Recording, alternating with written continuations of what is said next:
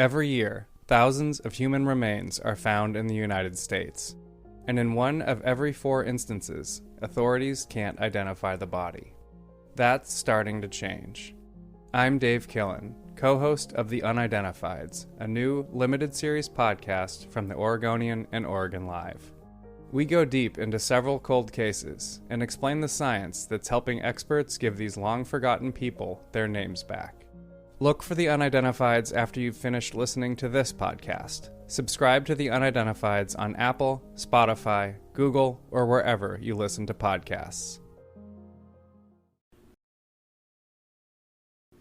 Welcome back, folks. It's Wednesday, May 31st, 2023. Born on this day in 1981, former Major League pitcher Jake Peavy of Mobile. Now today we have fallen aircraft, sports and gender, and a pretty basic target practice lesson. My name's Ike Morgan, and we're down in Alabama.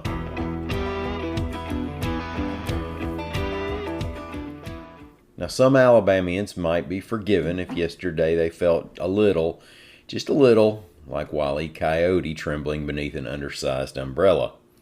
That's a bit much. There were no anvils or boulders. But across the course of a day, we had a mini helicopter crash in a marsh, a small plane crash land at a rail yard, and a spacecraft reportedly make a big sonic boom as it streamed toward the Gulf. And there were no reports of injuries in any of the instances as of this recording. The spacecraft's fall from way, way above was planned. There were reports in the Baldwin County area of a loud boom sometime after 10 p.m., and parts of lower Alabama were treated to a speeding object that lit up the night sky. Shortly after that, the SpaceX Dragon capsule parachuted into the Gulf of Mexico off the Florida Panhandle, with 4 passengers returning from the International Space Station. SpaceX confirmed the splashdown of its Dragon. The dissensions of 2 other craft did not go as expected, according to AL.com reports. Tuesday morning, a 2-person gyrocopter, that's like a mini helicopter, took a tumble as it came down in a Dauphin Island marsh. 2 were aboard, and they both were treated at the scene and released. In the evening, not long before that SpaceX splashdown, a small plane crash-landed in a Birmingham rail yard.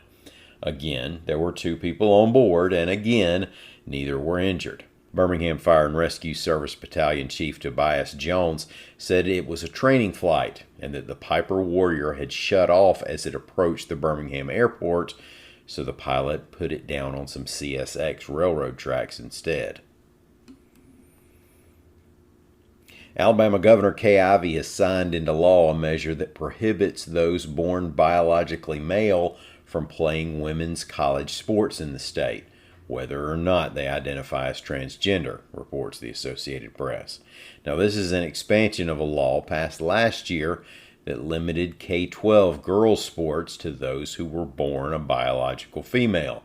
In a statement, Ivey said the decision is about fairness in women's and girls' sports. Human Rights Campaign State Director Carmarian D. Anderson Harvey called the law part of a systemic attack against LGBTQ+ people.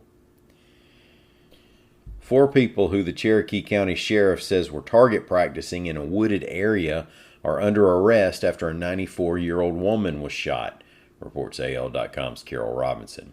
Sheriff Jeff Shaver said the woman was in a home across a cove from the shooters. The round entered the home through a window and struck the woman. She was taken to a hospital and is expected to recover. The 4 suspects, 2 from Indiana and 2 from South Carolina, have been charged with second-degree assault.